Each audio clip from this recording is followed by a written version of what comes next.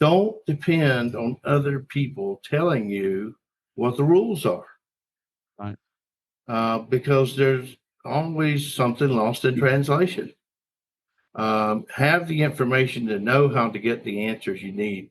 And then it doesn't mean that you won't listen to somebody else. It just means that you listen with the knowledge of knowing at least what you believe you already know, or your perspective.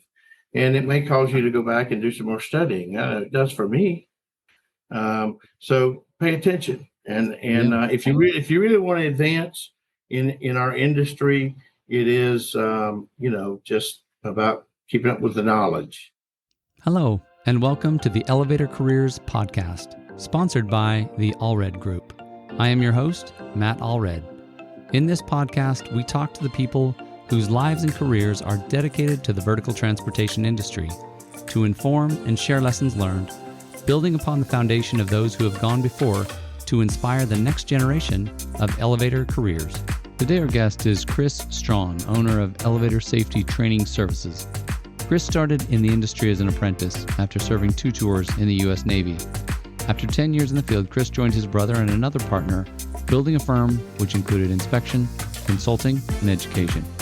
Chris loves to teach and is passionate about safety and helping people take responsibility for their own learning. Chris, welcome to the show. Thank you. Thank you for having me. Thank you. I'm excited to be able to talk to you. I mean, it's always a pleasure to talk. And this time we get to dig a little deeper into you, your career, your company, and I'm looking forward to it. Well, good. I'm glad to be here. I'm excited about it. Good. So I want to start with my favorite question, which is tell me how you got started in elevators in the first place. Well, I moved back to Florida, and I was a single parent. Back from where, if I may? From California. I was in the 2 tours in the Navy. Okay, good for you. I moved back from Hawaii back to California, and I was struggling because I was a single parent, and so I moved back out to Florida, and my brother tried to convince me to get into. He was in the elevator business and tried to convince me to get into it, and I said no, and did some other things for a little while until it became, obvious that I needed to choose something different. path. It sounds like. Yeah, I mean, I did some hard jobs. I substitute school taught for a little while. I think that's a hard job. I mean, I just saying. If you're a school teacher out there, you don't get paid enough.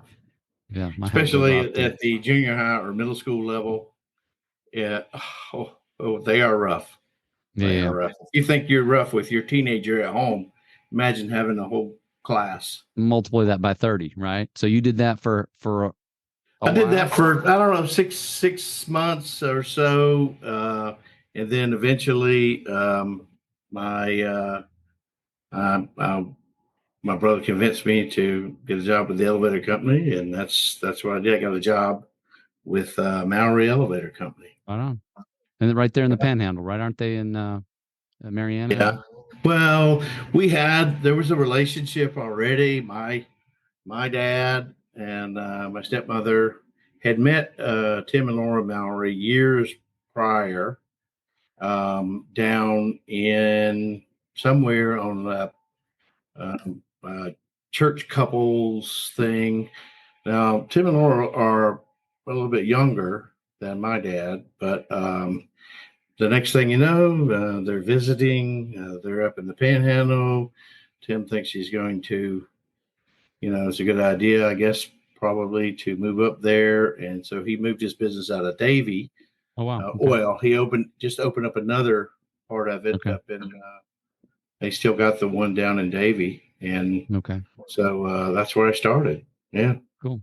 So was your father in the elevator industry as well, or no? My dad was.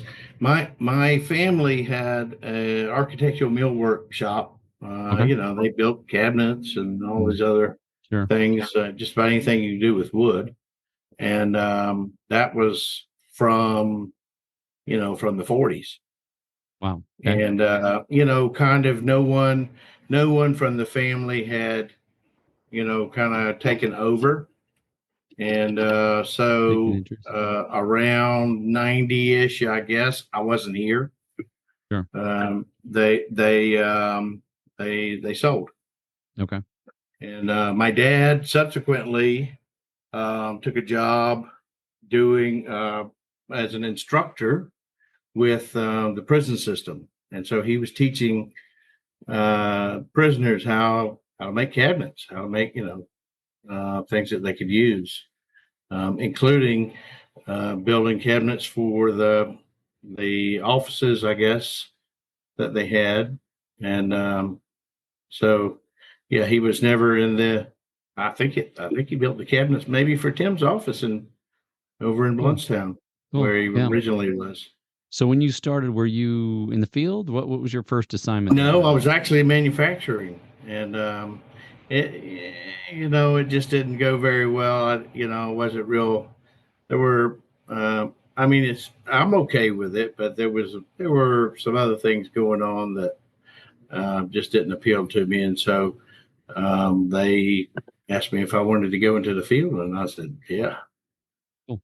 And so that was kind of, in the field, it is what you make it. Sure.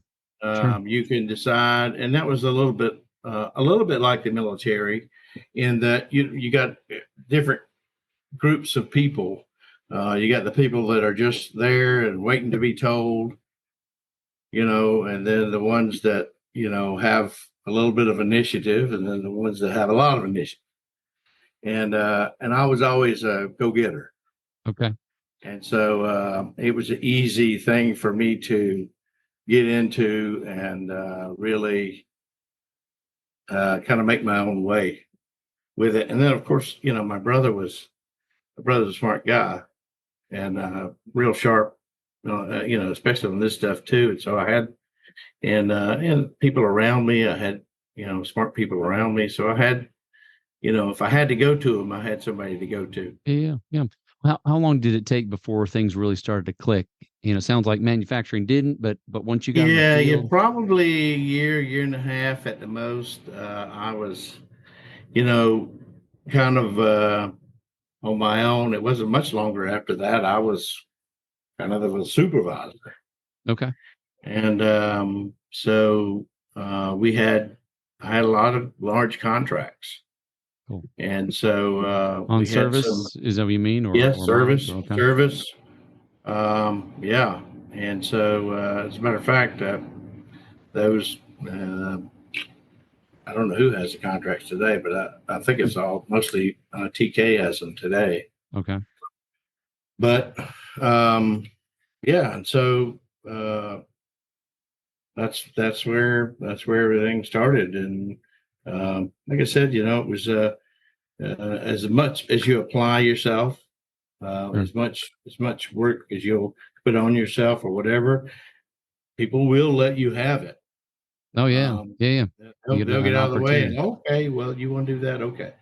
If you wanted to work overtime, or if you wanted to work, yeah. I mean, I was a single parent up until 90. My wife's not watching. 98. Okay. Yes. I won't tell her. I won't tell her. Yeah. Well, I'm just making sure that I had my math right. Right. Good. Yeah. So 25 years in April. Wow. So Wow. Since you started, how long did you spend in the field and doing maintenance? About 10 years. Yeah. About 10 years. And then around the 2000 time frame, we things were changing. The code was changing. Some of the things in Florida was changing. We were set to adopt for the first time a standard building code.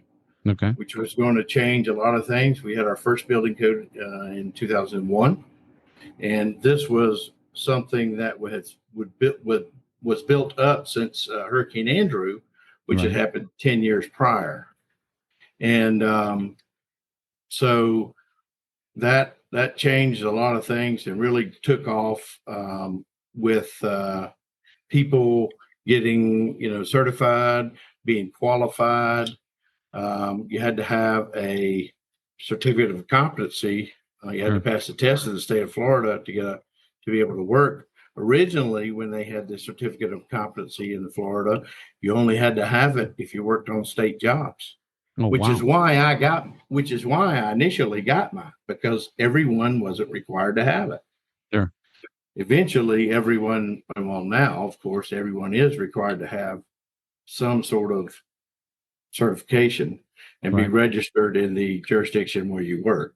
Sure. So, yeah. So after 10 years, then as this code's coming through, the changes are being adopted and everybody's getting certified, what changed for you? 9/11. Okay. Yeah, 9/11 changed a lot of things for me, and I realized I needed to do something. I wasn't in the right place. Okay. I knew I wasn't in the right place because I was in a federal courthouse on that morning, and It shook I you up a thought, little bit. Yeah. yeah. I still go by the place that I stopped. I hear you. Yeah. Life changing. It was a big day. Yeah. I know what the possibilities are, and Sure. the one of the things that my wife had been calling me at the time and saying, "Where are you?" And I'm like, "I'm on the way home. Get kids. I know a place where we can go." Because you don't know. You don't know what's going to happen. And I was the kind of work I did in the military gave me maybe an unfair insight into what the possibilities were. Sure. And I'm just looking to the sky, and looking for vapor trails and it's a crystal blue sky. Beautiful day. And, sure. Yeah. And I'm driving down 19, coming from Albany, Georgia, back to, and I'm doing 100 miles an hour. There's nobody on the road. And all I got is the radio, and I could see the sky, and they're talking about, all the planes are down. I mean, that's such a huge thing. And I'm just locked in. And out of the blue, somewhere between Albany and, Thomasville, a crop duster comes flying across the road. He pulls up right over the road. So if I had a shotgun, I'd have stopped and unloaded. He probably, poor guy, he probably has no idea. He probably didn't know what was going on. Yeah. He's just flying, he can't hear nothing anyway. Sure. And he's been out there flying and spraying, and it's probably, within 30 or 45 minutes of it happening anyway. Wow. And so, but it scared me. I thought we were done. Yeah. By then, just and I guess that's probably what changed it for me. And then I went. Bill and Lee had started something, and Bill was going in with him and my brother, and said, "Come on." And and they, one of the things that we I like to think anyway, that we were so good together because Lee was such a code person, and he'd been the guy at the jurisdictional level in Florida. Bill, my brother, had been the plans examiner, and of course, in addition to code, had all this recent heavy elevator experience, just a lot of knowledge. And I was a piano man, I'm the details. Okay. And so it really worked good. The three of us could get together and talk about and really bring the best out, I like to think anyway. And that's one of the good things about being with them over time, is having the ability to, a lot of times even people think, well, it really doesn't matter. Well, no, it does matter to me, because something you may say may make me think about something in a different way, Sure. and it benefits somebody. Yeah. So let's back up just a second. So you mentioned Lee by first name, but what's his last name? Just so Lee Rigby. I'm sorry. that's all. Yeah. It's all good. No, I mean it sounds Yeah. like he and Bill is your brother, Bill Strawn. Is that Yes. right? Bill Okay. Strawn. Yeah. I mean they sound like huge mentors for you. They were kind of Absolutely. bringing you along, Absolutely. pulling you in the first place. Yeah. And then that's awesome. We would occasionally still have that, those hallway discussions. We had pet names for it, but it's not appropriate, really. I know what you're talking about. I'm sure our listeners do. Yeah, those Yeah. cuss and discuss moments that you can have. You got to have them. I But mean, they got to yeah, happen. in the end, I think that, or at least I like to think that we, a lot of times relied on each other, Sure. especially bouncing ideas off of each other, or you saw something. Just and a lot of people in the elevator industry can relate. You think that you've seen it all, but you haven't. Never. No. And you can go to another town or city, or you go to your neighbors, and you're likely to see something you've never seen before. And it, good or bad, I'm not just, it's not about, I like seeing new or old elevator equipment, and just looking at the difference in where we were and where we are, and things that we did, especially with electricity, and the size of the equipment, especially with the advent of computer chips and stuff like that. Really changed the industry, and you could put in a shoebox something that it used to take an 8x10 room. Yeah, absolutely. Absolutely. So what was it you three created? You said had started something. Oh, well, Vertical Assessment Associates. We did inspections first, and we also, as a result, began doing consulting, because it kind of went with, people were always calling and with complaints, and of course Lee and Bill, having been with the state, it was unusual for them to handle complaints and stuff like that. We And once we started doing inspections, I mean, the state privatized the inspection process 1/1 of 01. Oh, wow. Okay. And so we began doing inspections, and eventually, we had, we had 28 field inspectors. Wow. Yeah, we were one, if work. not the largest. We were one of the largest in the country. We did a lot of things, and So not just Florida. You were yeah, we were doing right out. Mississippi, and eventually, Alabama. We had branched out, and we're doing once Las Vegas privatized. We started doing things there, and that's When you say things, I don't want to get into that, but that can well, take a lot of I mean ways. inspections. Yeah, we started doing inspections there, and that's an interesting place. There's definitely some nuances, and elevator inspectors out there couldn't even get into the hoistway. Wow. Not supposed to, right? Yeah, you do everything from outside the hoistway. I'm not sure how that works, but okay. Well, that's just so it works on paper. That's it. Yeah, Okay. that's yeah. Okay. So this. Oh, go ahead. Then through the inspection process, of course, we had a lot of things, that we learned along the way about handling people, of course, and I got tasked with a lot of those things. Eventually, it got down to where Lee was doing expert witness, legal cases, Sure. stuff like that. And Bill was doing most of the consulting, or he was running the consulting side. And that left me with the inspectors.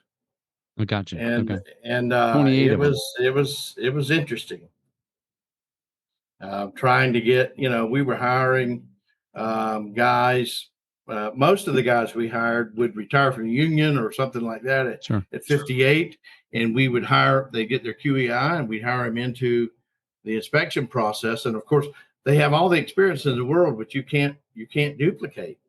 Yeah, true. And usually safety practices, which weren't as prominent as they are now, but at least were in a position to recognize them.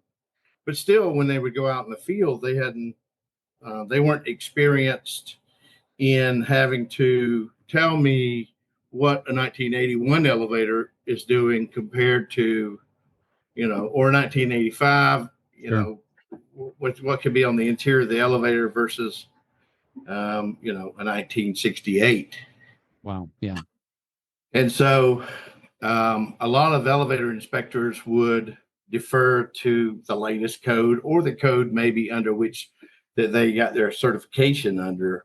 And that wasn't always the right thing. Trying to have people consistency, trying to have people consistently noting the same violations, making it mandatory that they had to document a violation in a certain way so that it wouldn't use or the elevator company wouldn't see that as some other work.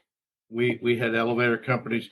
We've written up the door restrictor before, and the elevator company would sell them a new door restrictor, and the mechanic could go out there to put the new door restrictor on and get out there and say, well, it's got a door restrictor. Right.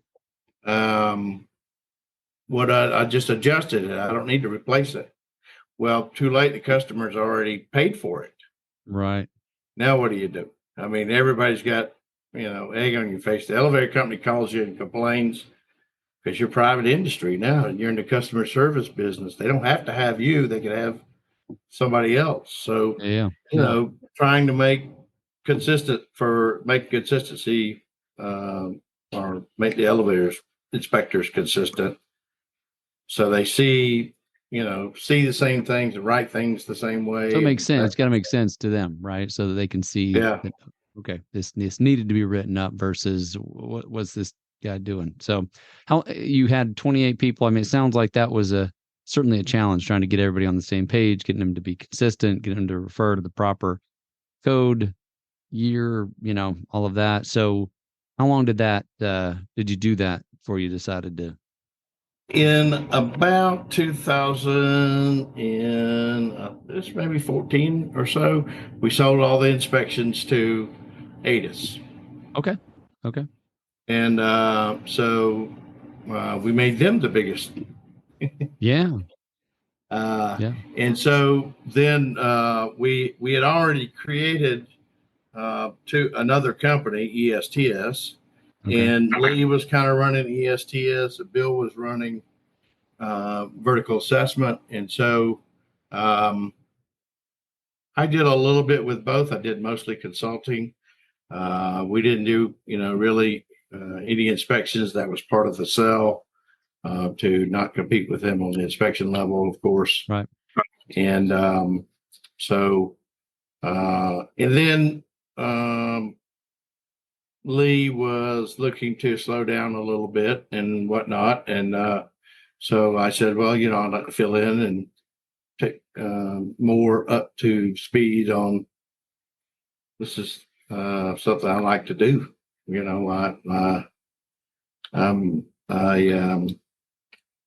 It's in my lane, if you will. Right. So tell me this just for me and I guess in our listeners, but what does ESTS primarily do?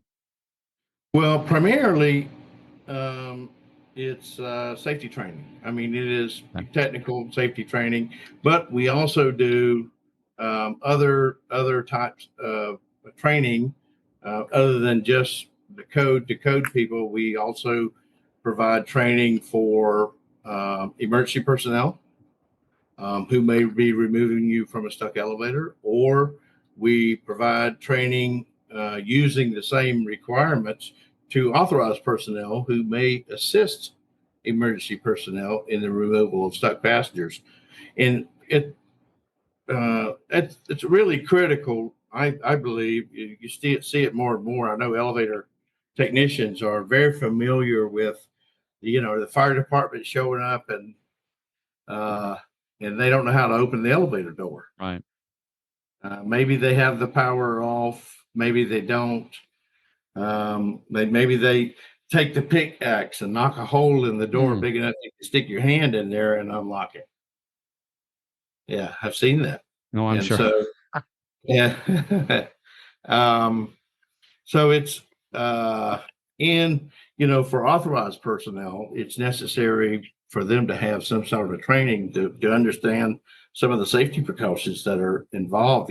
They don't show up with a big heavy jacket and gloves, and they just show up in their work clothes and say, here's somebody knocking on the other side of the door, and hey, I'm stuck in the elevator. And things that they can do, and understanding some of the safety precautions are necessary for working around elevator equipment. And we still do expert witness for legal cases, for Right. accident cases and stuff like that. So, So, because primarily it's teaching them. Right. You were talking about how, Lee was kind of moving this direction. Are you pretty much running ESTS at this point? That's your I'm running ESTS. Okay. Lee is still with me, Okay. and he's which kind of he's my security blanket. There you go. Love it. So even though I don't know that I need it, but I sure do. I love him. I can't. He's like a brother. So Yeah. yeah, I wouldn't want him to not be here. Yeah. Yeah.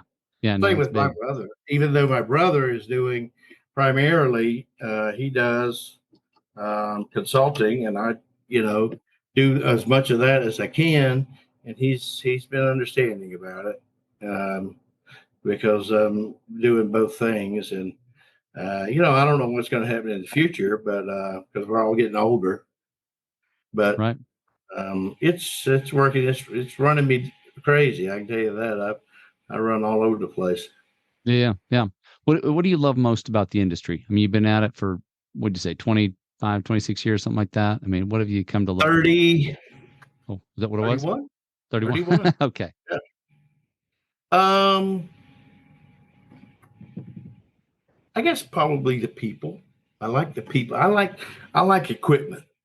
Sure. I like whenever you get. I don't care if it's a boat motor or a crane or an elevator, or a reduction gear on a ship. Sure. When you see the parts move and understand, when you look at it, you go, "That's crazy. How is that? How's that even possible? How's that working like that?" And that's intriguing to me. I guess most of my life I've been, from the day that my stepdad showed up at the house and I had the lawnmower completely disassembled in the carport. And he says, "Son, what are you doing?" And I said, "Well, I took the lawnmower apart." And he says, "Yeah, I see that now, but why?" And I said, "Well, just to see how it worked." And he says, "Well, you better have that thing back together by Saturday because you got to cut the yard." So did you? Oh yeah, of course. I love that. I've taken apart a lot of things that I could not get back together. So my hat goes off to you. I love it. Yeah, I cut a lot of yards as a kid. A lot of yards. But the industry is, I guess, probably it's a little bit like a little like the military in that you got to show up. You got to It's not like if you go to an office, I feel like you can leave the office and leave the work there. We don't leave. We don't leave our work. Most of the True. time, I'm at work, kind of all the time. And the military was a little bit like that. And you're always thinking about it, or I'm around somebody, we're talking about, different things, nuances, or different occurrences, or different types of equipment, or rule changes, or, those kind of things. You easily gravitate towards people like that because of your, similar interest, I guess. Yeah. But we have those categories of people, like the people that are just here, Sure. and then the people that are, I say, the coasters, the people that are just here, and then the people that are really interested too, and they may be limited by Right. by their knowledge or by their education sometimes, and then we got people that are go-getters. And but we also have I think that I've seen that one of the things probably that at least I like the least is that sometimes we get the most experienced guys that have the most knowledge, and they are kind of on their own path, and we used to call it short timers. Okay. Yeah. They get that they get and sometimes they get complacent. Sure. And the complacency is one of the areas that safety can really rear up on you and No, bite I'm you. sure you've seen plenty of those Yeah. examples, situations. So let me ask you this: what are some of the biggest issues facing the industry overall as you see it? Um, got to have enough people to do the work. Mhm. But first, we've got to make sure that we are attracting and maintaining and keeping the people that we have, Right. and using them, recognizing what their abilities are, and using them to the best of their ability.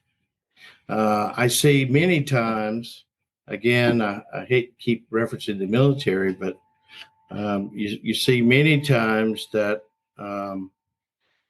people are disturbed or they're upset about a person, a way a particular person is.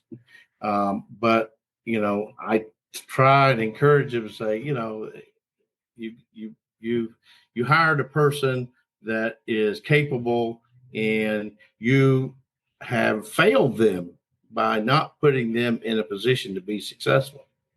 If you put them in a position to be successful and they're not, then maybe it was the wrong choice.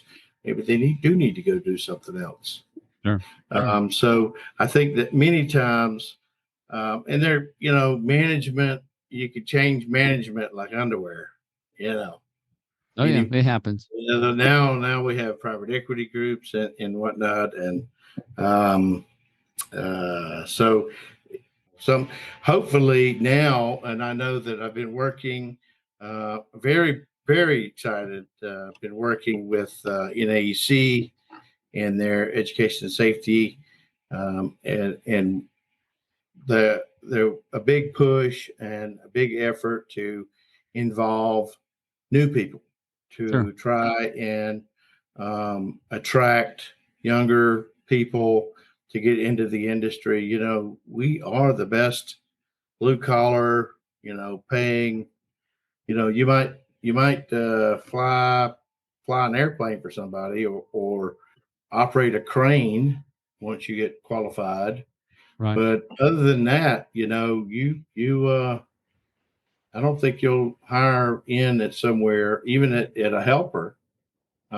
You won't be able to match those kind of wages anywhere. And I know the union right now is also looking to attract new talent, or Sure. younger community, and so they're going through that process right now. I put something on LinkedIn, which was copied, from someone else, that the dates around where people can go. And I encourage anyone that if they're interested or think they might be interested in, the construction type of business or something like this. But if you're a nonchalanter or you're not a very big, a quick pickup, you probably shouldn't participate in the elevator industry. Yeah. No, I hear you. Although I hear you. you may be a numbers person and it may be fine for the office. True. We True. hire a lot of people. Going back to what I said about the '70s thing, we hire a lot of people right out of college to Sure. be in sales teams and stuff like that, and we train them to sell a certain way, product or whatever, and they do what they're supposed to do. They really get out there and get after it, because that's what they're on. But unfortunately, they don't know anything about elevator equipment. That's one of the things that's changed over time. It used to be that the sales or account rep had some experience and they would go into the field for a little while and get some experience, before they would go into the office. Gotcha. Okay. Those types of situation, hire them because you know that you can bring them in at the base. You don't have to Right. pay somebody that's been all this experience. You'd have to pay for it. So that's kind of one of the things that probably, I don't know. I know that we saw one of the companies, cut back quite a few positions this year or trim them and refill them with somebody, usually that means making less money. Right. And I don't know how it's going to work. We'll see. Find out. Yeah. Yeah. What would you say? I mean, if you had some advice to offer people who are new to the industry, what would you tell them? Go to work. I mean, as long as, I'm super tickled. One of my nephews is in the elevator business now, and he's not a big talker, so he's nose down and gets the work done, and understanding having some getting your priorities straight and understanding that this requires your full attention and that Sure. hard work is where you're going to get somewhere, and practicing safety. That's Yeah. that's the biggest thing. You got to stay alive to get that extra money. So true. Absolutely. So what's one of I guess as we kind of getting close on our time here, but what's one of the biggest lessons that you've learned throughout your career that you'd like to share with our listeners? Hmm. Um, the biggest lesson is, I mean, really it is don't take anything for granted. Don't take your safety for granted. Don't take your paycheck for granted. Um, Understand that maybe not today, but there will be a time, if you work long enough and you survive, there will be a time when the shoe's on the other foot, and you won't be able to go take an hour lunch, or you won't be able to, um, you know, goof off, or so just have the intestinal fortitude to be a hard worker and to keep your mind open, and learn. One of the things that I think I try to encourage people all the time about is don't depend on other people telling you what the rules are, Right. because there's always something lost in translation. Have the information to know how to get the answers you need.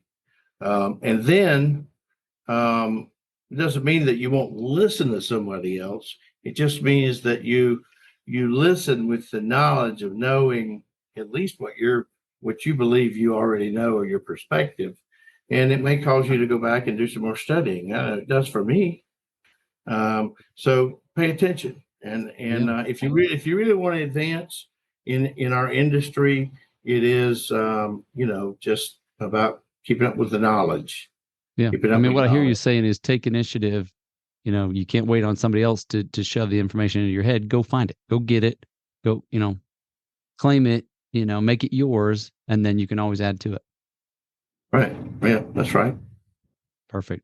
Chris, thank you for being with me today. I appreciate your time. It's a pleasure for sure. Thank you. I appreciate it very much. I could talk about elevators all the time. I'm going to talk for about 11 hours straight tomorrow. Well, I appreciate you being on here, and wish you the best as you continue to build your business. Thank you, sir. I appreciate it. Thank you. Thank you for listening to the Elevator Careers Podcast, sponsored by the Allred Group, a leader in elevator industry recruiting. You can check us out online at elevatorcareers.net. Please subscribe, and until next time, stay safe.